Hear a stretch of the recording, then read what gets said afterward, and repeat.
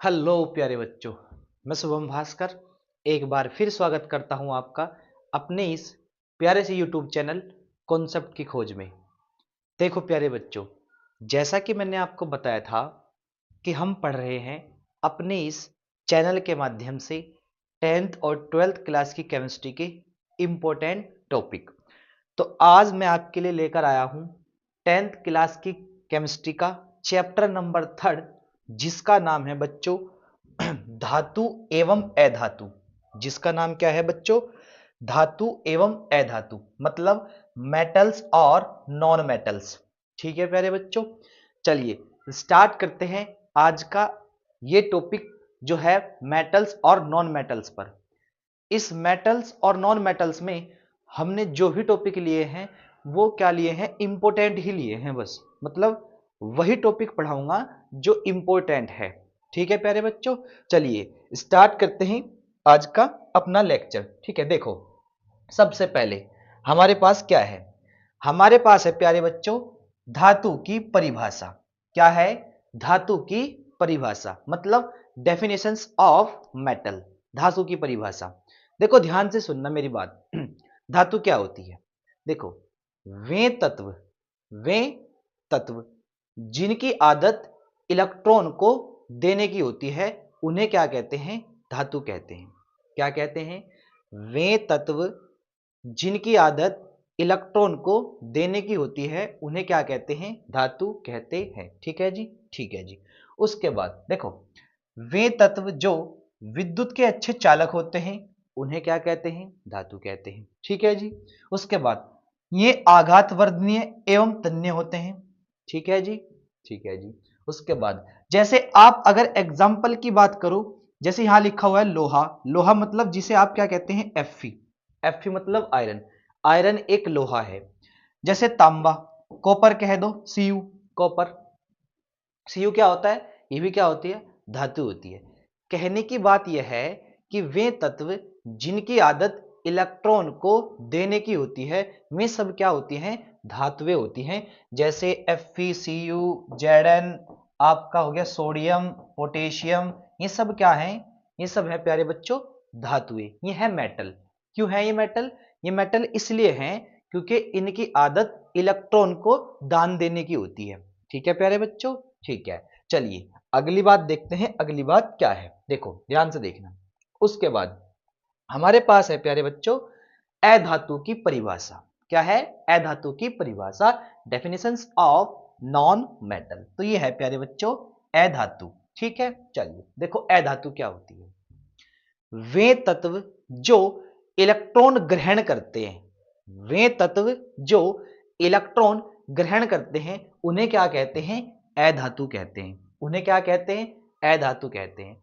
मतलब कहने का यह है कि जिनकी प्रवृत्ति इलेक्ट्रॉन को ग्रहण करने की होती है उन्हें क्या कहते हैं?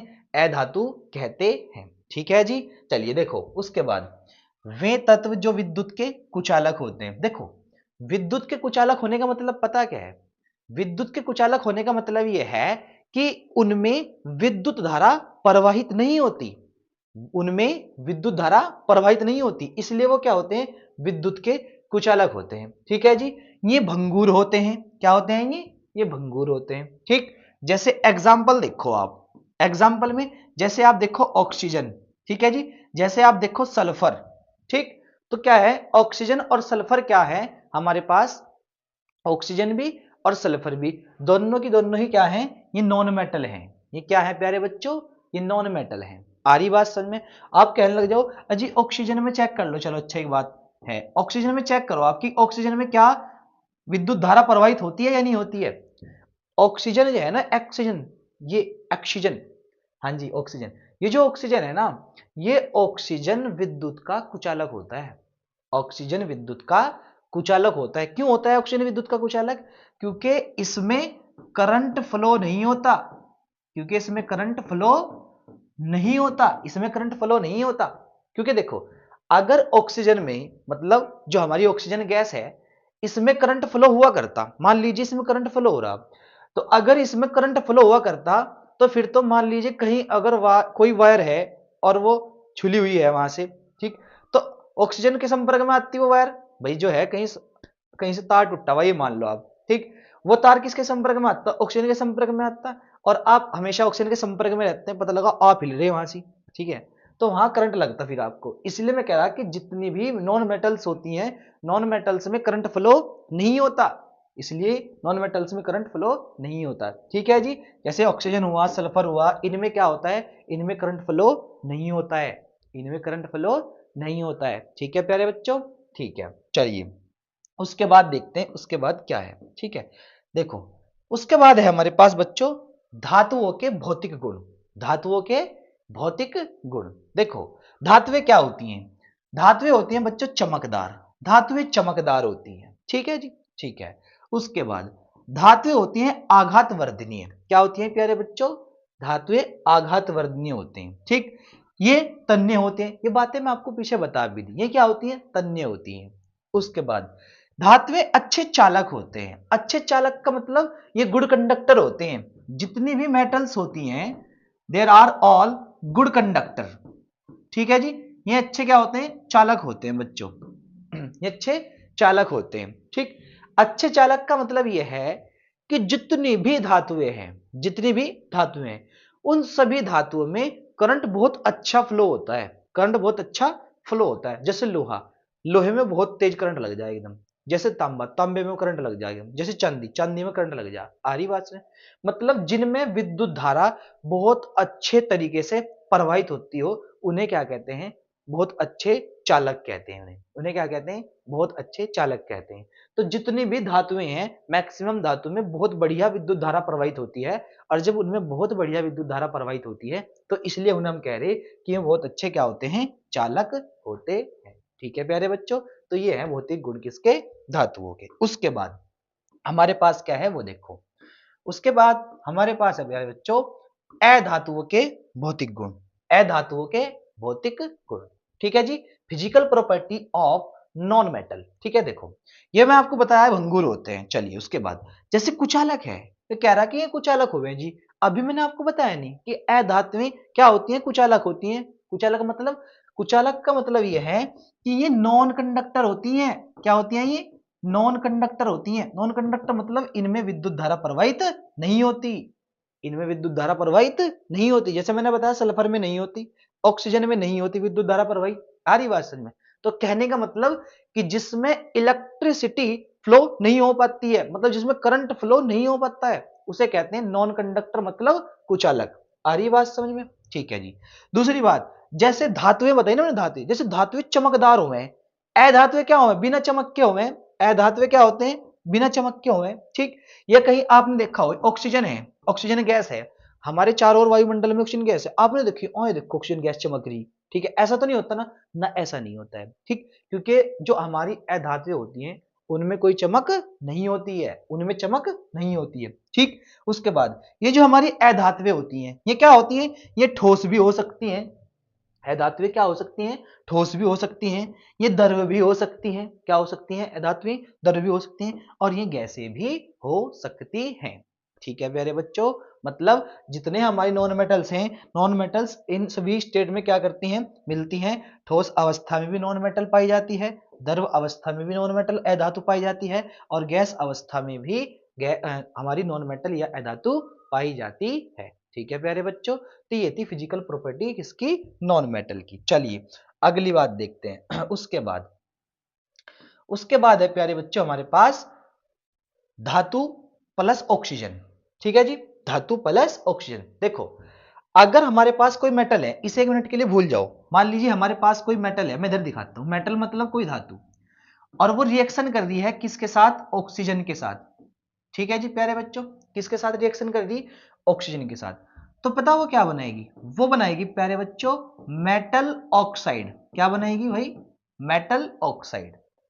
कहने का मतलब यह है कि अगर कोई क्या है, धातु है, तो वो धातु ऑक्सीजन के साथ क्रिया करके धातु ऑक्साइड बनाएगी, क्या बनाएगी, धातु ऑक्साइड बनाएगी, ठीक है जी। चलिए जैसे हमने यहां दिखाया कि धातु ने रिएक्शन करी ऑक्सीजन के साथ, तो क्या बना, धातु ऑक्साइड बना, क्या बना प्यारे बच्चों, धातु ऑक्साइड बना, ठीक। जैसे यहां लिया हमने मैग्नीशियम, चलो मैं दिखाता हूं, यहां दिखाता हूं, जैसे हमने लिया मैग्नीशियम, क्या लिया प्यारे बच्चों, मैग्नीशियम। इस मैग्नीशियम ने रिएक्शन करी किसके साथ, ऑक्सीजन के साथ। किसके साथ रिएक्शन करी, ऑक्सीजन के साथ। तो पता क्या बनाया, इसने बनाया MgO। देखो ये क्या है प्यारे बच्चों, ये है मैग्नीशियम। क्या है जी, ये है मैग्नीशियम, ठीक। और ये है हमारा ऑक्सीजन। क्या है ये, ऑक्सीजन। और ये जो हमारे पास बना, ये बना मैग्नीशियम ऑक्साइड। क्या बना ये, मैग्नीशियम ऑक्साइड, ठीक। तो ये धातु, ये ऑक्सीजन, ये क्या है, धातु ऑक्साइड। ये क्या है, धातु ऑक्साइड। रही बात बैलेंस करने की, तो बैलेंस आप इसे ऐसे कर दो, ये 2 और ये भी 2, 2 Mg 2 Mg, 2 ऑक्सीजन 2 ऑक्सीजन। आ रही बात समझ में। ऐसा ही मैंने यहाँ कर रखा, देखो उदाहरण में क्या हुआ कि 2 magnesium oxygen 2 MgO, magnesium oxide बन गया। कहने का मतलब यह है कि हमारी जो मेटल्स हैं वे जब ऑक्सीजन के साथ रिएक्शन करती हैं, क्रिया करती हैं, तो क्या बनाती हैं, मेटल ऑक्साइड बनाती हैं, धातु ऑक्साइड बनाती हैं। किसके साथ अभिक्रिया करके, ये करती हैं जब रिएक्शन ऑक्सीजन के साथ, तो क्या बनता है, धातु ऑक्साइड बनता है। क्या बनता है, धातु ऑक्साइड बनता है। ठीक है प्यारे बच्चों, ठीक है। चलिए अगली बात देखते हैं कि अगली बात क्या है। उसके बाद हमारे पास है अधातु प्लस ऑक्सीजन। मतलब जब अधातु रिएक्शन करती है किसके साथ, ऑक्सीजन के साथ। मतलब फिर दोबारा देखो, जैसे मैंने कहा कि कोई नॉन मेटल है, वो रिएक्शन कर रही किसके साथ, ऑक्सीजन के साथ रिएक्शन कर रही। किसके साथ रिएक्शन कर रही प्यारे बच्चों, ऑक्सीजन के साथ। तो क्या बनेगी पता आपको, जैसे अभी मेटल ऑक्साइड बना था, अब बनेगा नॉन मेटल ऑक्साइड। क्या बनेगा प्यारे बच्चों, नॉन मेटल ऑक्साइड। ठीक है जी, ठीक है।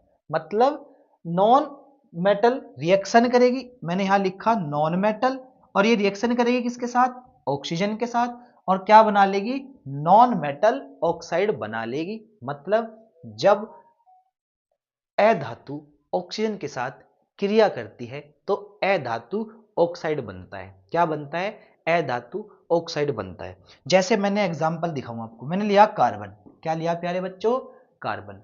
इस कार्बन की रिएक्शन करवा दी किसके साथ, ऑक्सीजन के साथ। किसके साथ करा दी, ऑक्सीजन के साथ। तो क्या बना दिया, कार्बन डाइऑक्साइड बना दिया। क्या बना दिया, कार्बन डाइऑक्साइड। तो बन गया ना हमारे पास नॉन मेटल ऑक्साइड। ठीक है जी। अब दूसरा एग्जांपल देखो, हमने क्या करा, हमने लिया सल्फर, ठीक। सल्फर की रिएक्शन करा दी ऑक्सीजन के साथ। किसके साथ करा दी, ऑक्सीजन के साथ। तो होगा क्या, हमारे पास बन जाएगा SO2। क्या बन जाएगा, SO2। तो सल्फर और ऑक्सीजन क्या बना, सल्फर डाइऑक्साइड, जो कि एक क्या है, नॉन मेटल ऑक्साइड है। ठीक है प्यारे बच्चों। तो मैंने यही आपको बात बताई कि जब अधातु और ऑक्सीजन आपस में क्रिया करते हैं तो अधातु ऑक्साइड बनता है। ठीक है जी। चलिए देखो, जब अधातु ऑक्सीजन क्रिया करते हैं तो अधातु ऑक्साइड बनता है। क्या बनता है, अधातु ऑक्साइड बनता है। उसके बाद उदाहरण देखो, हमने कहा कि कार्बन ऑक्सीजन की रिएक्शन हुई तो क्या बना, CO2, जो कि मैंने आपको दिखा भी दिया। ठीक। उसके बाद देखो, अधातु ऑक्साइड जो होते हैं ना, वो अम्लीय होते हैं। क्या होते हैं, अम्लीय होते हैं। मतलब जो हमारे पास ये नॉन मेटल ऑक्साइड बना है, इस नॉन मेटल ऑक्साइड का जो नेचर होता है वो कैसा होता है, एसिडिक होता है। कैसा होता है, एसिडिक नेचर होता है इसका। ठीक है जी, ठीक है। उसके बाद अगली बात देखते हैं, अगली बात क्या है देखो। उसके बाद अभिक्रियाशीलता श्रेणी है। क्या है, अभिक्रियाशील श्रेणी। उसके बाद देखो, धातुओं की अभिक्रियाशीलता का क्रम। देखो क्या है, धातु निष्कर्षण में उपयोग की जाती हैं और ये विस्थापन अभिक्रिया में भी उपयोग की जाती हैं। ठीक है जी। मतलब अभिक्रियाशीलता श्रेणी का क्रम क्या है कि जो धातुओं की अभिक्रियाशीलता का क्रम है वो है कि धातु निष्कर्षण में उपयोग होती हैं और किस में उपयोग होती हैं, विस्थापन अभिक्रिया में। कौन, अभिक्रियाशीलता की श्रेणी। ठीक है जी, ठीक है जी। उसके बाद देखते हैं क्या है। उसके बाद है बेटा संक्षारण। क्या है प्यारे बच्चों, संक्षारण। ये मैं आपको पहले चैप्टर में भी बता के आया हूं कि संक्षारण या कोरोजन क्या होता है। संक्षारण या कोरोजन क्या होता है, देखो ध्यान से देखना, संक्षारण या कोरोजन क्या होता है। मैंने आपको बताया क्या, मैंने बताया कि नमी व वायु की उपस्थिति में, नमी व वायु की उपस्थिति में किसी धातु की सतह का किसी धातु की सतह का धीरे धीरे नष्ट होना संक्षारण कहलाता है। क्या कहलाता है प्यारे बच्चों? संक्षारण कहलाता है। ठीक है जी, दोबारा सुन लो क्या कहा मैंने कहा कि नमी व वायु की उपस्थिति में नमी व वायु की उपस्थिति में किसी धातु की सतह का धीरे धीरे नष्ट होना संक्षारण कहलाता है। क्या कहलाता है? संक्षारण कहलाता है। देखो, धातु का धीरे धीरे नष्ट होना संक्षारण कहलाता है। जैसे लोहे पर जंग लगना, लोहे पर जंग लगना, जो लोहे पर जंग लगता है वो भी प्यारे बच्चों धीरे धीरे ही लगता है। वो क्या होता है? धीरे धीरे लगता है। तो इसका मतलब यह है कि वो एक संक्षारण प्रक्रिया है। ठीक है जी, ठीक है। चलिए अगली बात देखते हैं बच्चों। अगली बात क्या है? देखो, संक्षारण से क्या बचाव है? संक्षारण से क्या बचाव है वो भी सुन लो। देखो, अगर आपको संक्षारण से बचना है तो देखो बच्चों, आप क्या कर सकते हैं? आप कर सकते हैं, आप बच्चों पेंट कर सकते हैं। पहली बात तो यह है, कर सकते हैं नहीं कर सकते हैं? आप क्या कर सकते हैं? पेंट कर सकते हैं। मान लीजिए लोहे की रोड है, लोहे की रोड है और आपको इसे जंग से बचाना, संक्षारण से बचाना, ठीक? तो आप इस पर क्या कर सकते हैं? पेंट कर सकते हैं। क्या कर सकते हैं? पेंट कर सकते हैं। दूसरी चीज आप क्या कर सकते हैं? आप क्या कर सकते हैं? ग्रीस लगा सकते हैं। क्या लगा सकते हैं प्यारे बच्चों? ग्रीस लगा सकते हैं। ठीक है जी, क्या कर सकते हैं? ग्रीस लगा सकते हैं। ठीक है जी, उसके बाद क्या कर सकते हैं? गैल्वेनाइजेशन कर सकते हैं। पेंटिंग मैंने बता दिया, पेंट कर सकते हैं। तेल या ग्रीस लगा सकते हैं या फिर मिश्र धातु बना सकते हैं। आप क्या कर सकते हैं प्यारे बच्चों? मिश्र धातु भी आप बना सकते हैं। वो मिश्र धातु कैसे बना सकते हैं वो भी मैं आपको बता दूंगा। ठीक है प्यारे बच्चों, तो ऐसे आप क्या कर सकते हैं? संक्षारण से बचाव कर सकते हैं किसी भी अपनी मेटल का। ठीक है प्यारे बच्चों, ठीक है। चलिए अगली बात देखते हैं बच्चों। अगली बात क्या है? देखो, मिश्र धातु। मिश्र धातु कैसे बना सकते हैं? आप ध्यान से देखो। देखो, दो या दो से अधिक, या तो दो ले लो या दो से अधिक ले लो, अधातुओं का मिश्रण ले लो। क्या ले लो? अधातुओं का मिश्रण। मतलब दो या दो से अधिक अधातुओं का मिश्रण क्या कहलाता है? मिश्र धातु कहलाता है। क्या कहलाता है प्यारे बच्चों? मिश्र धातु कहलाता है। ठीक है जी। देखो, जैसे आपने पीतल देखा होगा, पीतल, पीतल देखा ना? पीतल पता है किसका मिश्रण होता है? पीतल होता है तांबा प्लस जस्ता। तांबा प्लस जस्ता। जो तांबा होता है और जो जस्ता होता है उनका जो मिश्रण होता है वो क्या होता है प्यारे बच्चों? पीतल होता है। क्या होता है? पीतल होता है। ठीक है जी, तो ये थी प्यारे बच्चों हमारी मिश्र धातु। ठीक है, चलिए आगे को चलते हैं। उसके बाद इसमें ना कुछ क्वेश्चन लिखे मैंने, दो या तीन, जो हमारे पास बोर्ड एग्जाम में 1 मार्क्स में आ जाते हैं प्यारे बच्चों, एमसीक्यू में। ठीक है जी, एमसीक्यू में 1 मार्क्स में आ जाते हैं, 1 नंबर में। क्योंकि जैसा कि मैंने आपको बताया, मैंने आपको कहा कि मैं ये कह रहा हूं कि जितने भी मैं टॉपिक पढ़ा रहा हूं, ठीक, जितनी भी मैंने हेडिंग आपको बताई है, जितने भी क्वेश्चन कराए हैं, वो सब वही हैं प्यारे बच्चों जो बोर्ड एग्जाम में आने वाले हैं। मतलब मैं वही क्वेश्चंस पढ़ा रहा हूं जिनके बोर्ड एग्जाम में आने के चांसेस बहुत ज्यादा है। ठीक है प्यारे बच्चों, तो कुछ क्वेश्चन मैंने लिखे 2 या 3, उन्हें भी आप देख लो। ठीक है, देखो, पहली बात, क्वेश्चन आ सकता है कि सबसे अधिक अभिक्रियाशील धातु है। सबसे अधिक क्रियाशील धातु होती है प्यारे बच्चों पोटेशियम। कौन सी होती है? पोटेशियम। ठीक है जी, जिसे आप के से प्रदर्शित करते हैं, पोटेशियम। ठीक, उसके बाद है द्रव धातु है। मतलब कोई धातु है और वो कैसी है? द्रव है। क्योंकि ज्यादातर मेटल्स कैसी होती हैं? ठोस अवस्था में होती हैं, लेकिन वो धातु भी है और क्या है? वो द्रव भी है। तो वो कौन सी है? वो है प्यारे बच्चों पारा, जिसे आप क्या कहते हैं? Hg कहते हैं। क्या कहते हैं? Hg। 80 इसका परमाणु क्रमांक होता है। ठीक है जी। उसके बाद द्रव अधातु है। मतलब वह अधातु भी है और जबकि द्रव भी है, जबकि सारी की सारी अधातुएं लगभग गैसियस स्टेट में पाई जाती हैं। तो ऐसी कौन सी अधातु है जो द्रव अवस्था में है? तो वो है प्यारे बच्चों ब्रोमीन, जिसे आप Br कहते हैं। ठीक है प्यारे बच्चों, तो ये है प्यारे बच्चों एमसीक्यू, और ये इंपॉर्टेंट है। मतलब सबसे अधिक क्या? सबसे अधिक अभिक्रियाशील धातु कौन सी है? पोटेशियम है। उसके बाद द्रव धातु कौन सी है? पारा है। द्रव अधातु कौन सी है? वो ब्रोमीन है। वो कौन सी है? ब्रोमीन है। ठीक है प्यारे बच्चों, तो ये थे इंपॉर्टेंट क्वेश्चन। उसके बाद तो हमारे पास कुछ नहीं है इस चैप्टर के अंदर। तो ये थे हमारे इंपॉर्टेंट क्वेश्चन जो बोर्ड में आने वाले हैं प्यारे बच्चों। ठीक है, बस आपसे मेरी यही रिक्वेस्ट है कि आप यह वीडियो, ये लेक्चर उन स्टूडेंट तक भेज देना सेंड कर देना, शेयर कर देना कि जो बच्चे अपनी अच्छी से तैयारी करना चाहते हैं, ठीक है। क्योंकि मैं आपको सिलेबस तो पढ़ा ही नहीं रहा, मैं तो आपको सिर्फ वही क्वेश्चंस पढ़ा रहा हूँ जिनके बोर्ड में आने के चांसेस बहुत ज़्यादा हैं, ठीक है प्यारे बच्चों। तो आज के लिए इतना ही काफ़ी। Thank you for watching this video, ठीक है। बस आपसे एक बार पुनः मेरा यह आग्रह है कि आप यह वीडियो उन बच्चों तक भेज दीजिए जो बच्चे 10th क्लास की साइंस में बहुत अच्छा स्कोर करना चाहते हैं, ठीक है प्यारे बच्चों। Thank you.